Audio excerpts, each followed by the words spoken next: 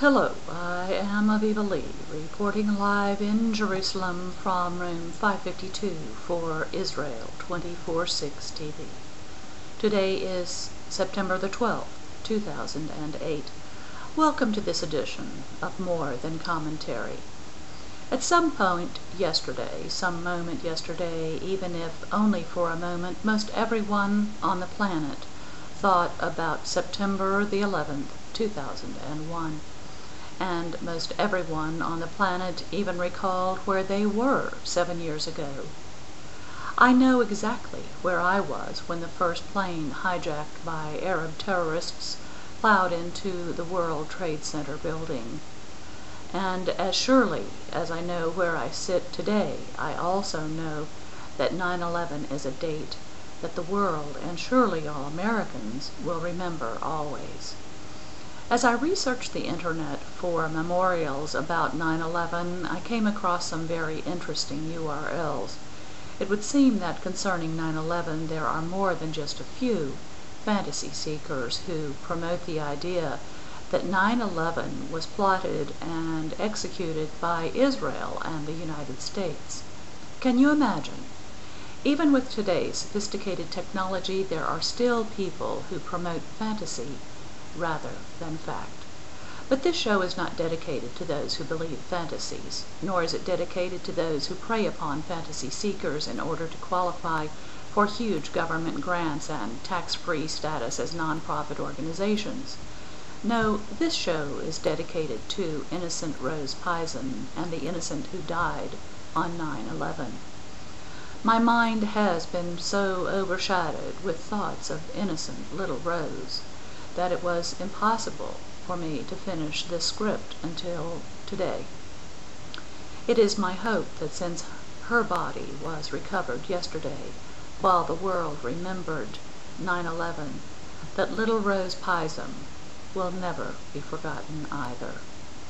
In the spring of 2007, I was invited to attend a brunch at the Mogen David Adom headquarters in Jerusalem.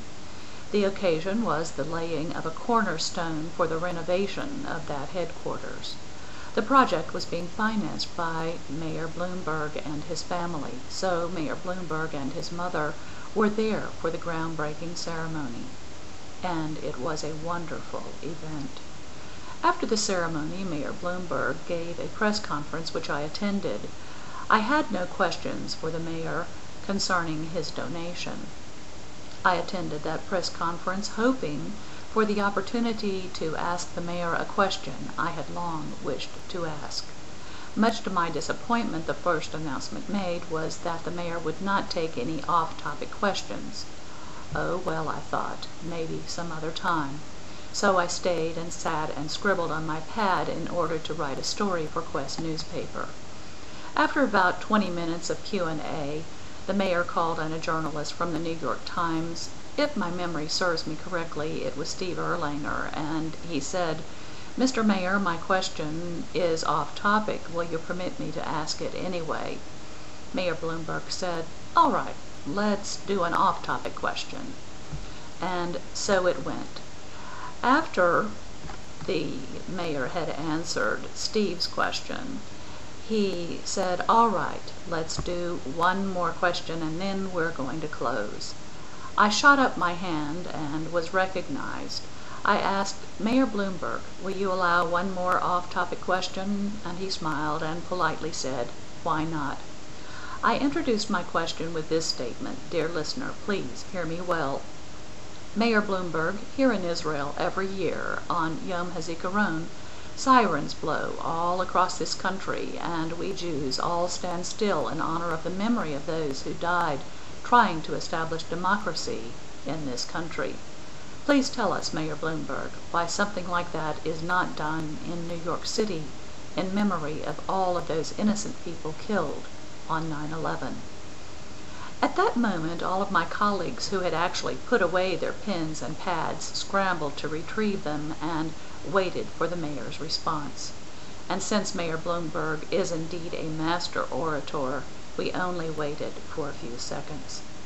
He looked at me, smiled, and said quite clearly, and I quote, "We remember our dead differently."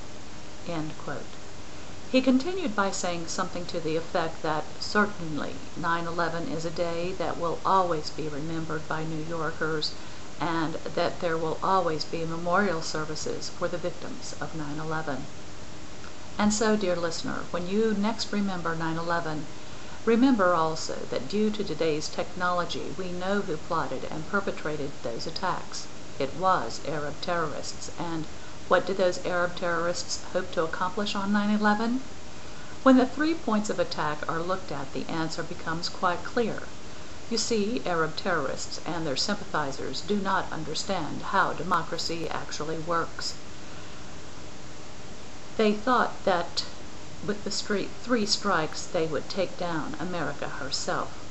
Target number 1, the White House, the executive seat of democracy in the United States. Target number 2, the Pentagon, the military seat of democracy in the United States. And target number 3, the World Trade Center, the economic seat of democracy in the United States. You see, dear listener, those Arabs thought that they could overthrow America's democracy with just 3 concurrent strikes, thinking that if all 3 strikes were successful, that individual Americans would fall to their knees and cower in fear in the face of fierce Islam. The question begging to be asked now is, which Arab Islamists in America would have taken up arms to protect Americans, and which Arab Islamists in America would have taken up arms to kill Americans?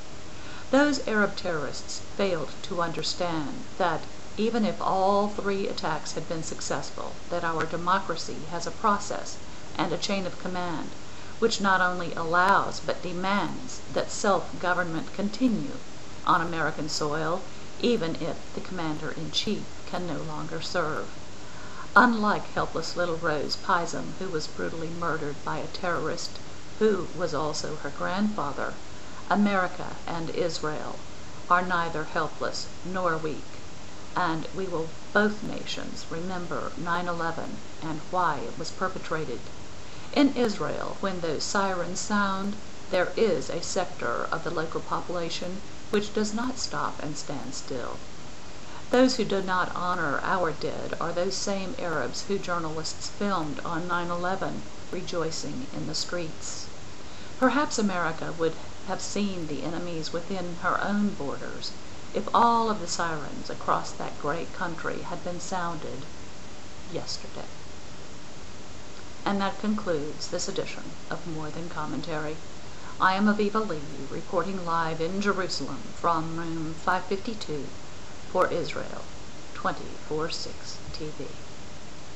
Never forget the innocent who perished in 9/11 or innocent little Rose Pizem. And always remember that a child's first lessons in terrorism usually begin at home. Thank you, and Shabbat Shalom. May the Almighty help this present inhabited world.